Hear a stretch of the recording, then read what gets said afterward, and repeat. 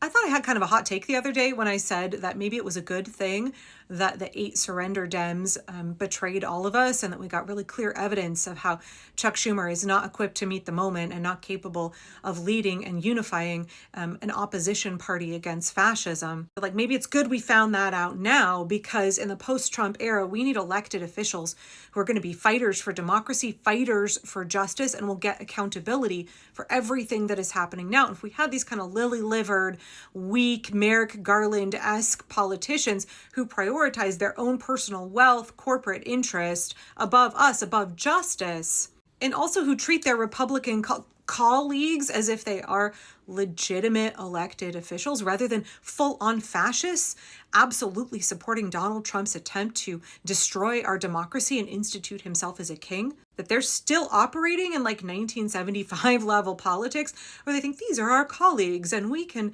work across the aisle from them. No, they are dismantling democracy. They have betrayed their oath to the Constitution and to their constituents. And any Democrat who is failing to understand that reality is not equipped for this moment in time, and they will not get justice for us in the time to come. They will try and sweep it all under the rug. They will try and Merrick Garland the shit out of what is happening now. And we cannot have that. So the sooner we found out the reality of who these guys are, the sooner we can work to make sure that we primary them, that we elect Democrats who are going to be fighters for us, who are going to do what is required to help partner with us to restore our democracy, and then get justice for us in the months and years to come. And I thought that was kind of a hot take, but people on YouTube like that take. And then I went to the Indivisible What's the Call Zoom meeting yesterday, and Ezra Levin had an even better point to make. Maybe not better, but he had an addition to this take that I think was really good.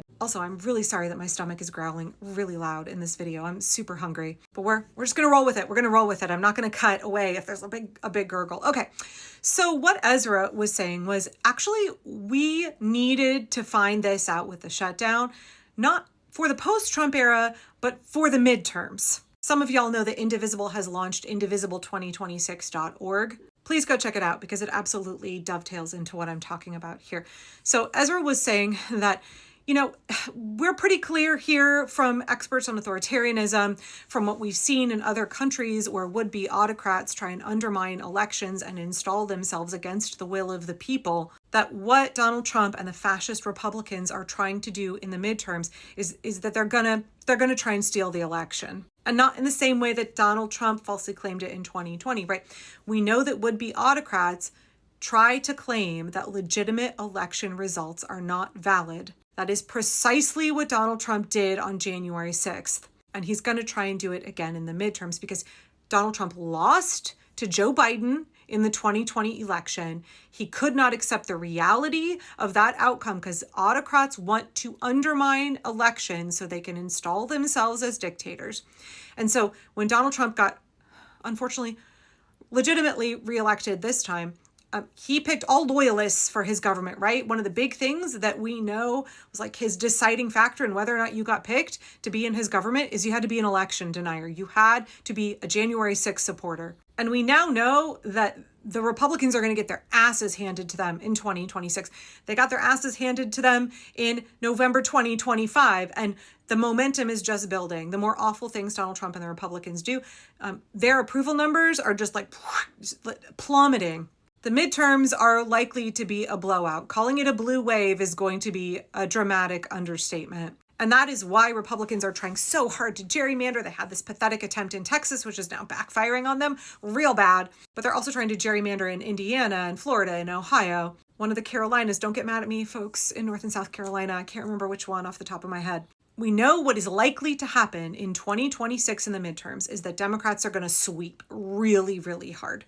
All the polling is indicating that. What we saw from the election this November is like really giving us very strong evidence that that's going to happen.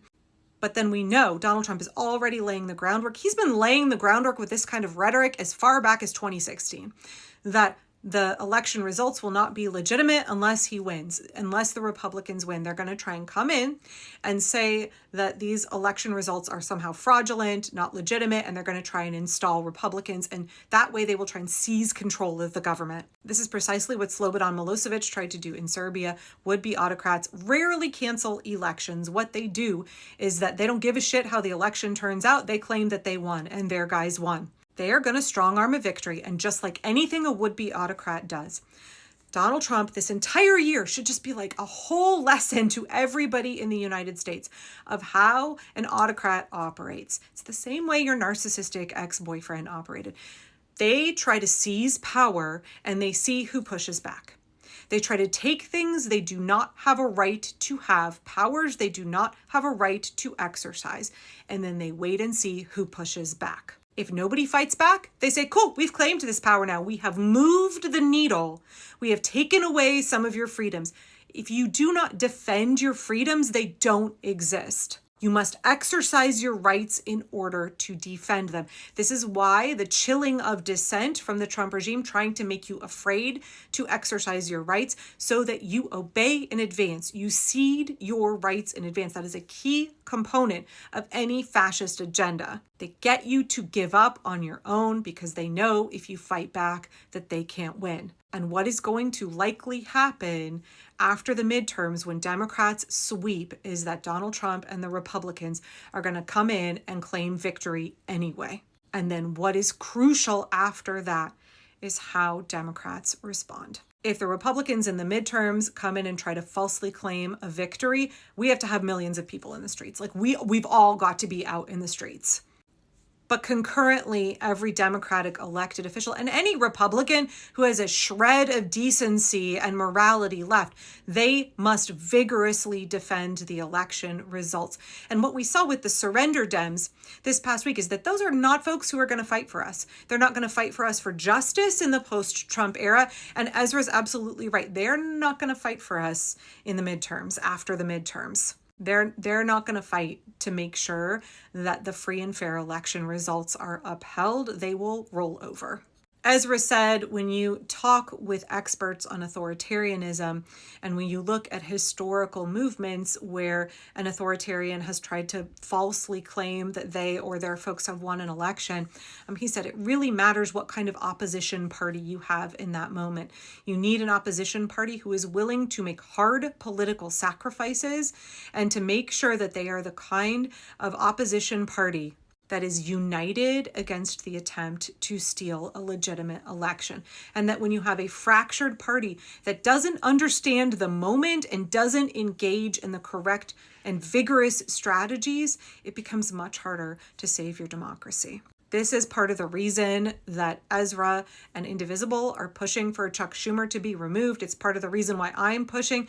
We have seen that Chuck Schumer does not fully understand the severity of the moment, and folks like the Surrender Dems, the establishment Democrats, and it's far more than just those 8 who voted, right? Those are only the 8 who fell on the sword so that the others could hide behind a no vote. Any of these bought and paid for corporate Dems, they're not going to meet the moment. They are not willing to make sacrifices. We saw with this surrender around the shutdown that there are a number of Senate Democrats who are not willing to make the kind of sacrifices that will save our democracy. They will betray us again in the midterms. They will not do the right thing. And unless there is a strong Senate leader to unify and demand that Senate Democrats hold the line with House Democrats, it's going to be significantly harder to hold our democracy together, to defend our democracy against the Republicans who will just try to remember, claim power that they don't have, claim a victory that they did not earn.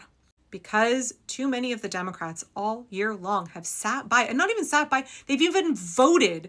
They've voted for things that Donald Trump wants. Senators have voted time and time again to approve Donald Trump's fascist nominees. They voted for legislation that Donald Trump wanted passed, like the big crypto bills. So not only do we see a number of Senate Democrats who are not going to defend democracy, they are going to facilitate Donald Trump's takeover. They are not equipped to meet the moment.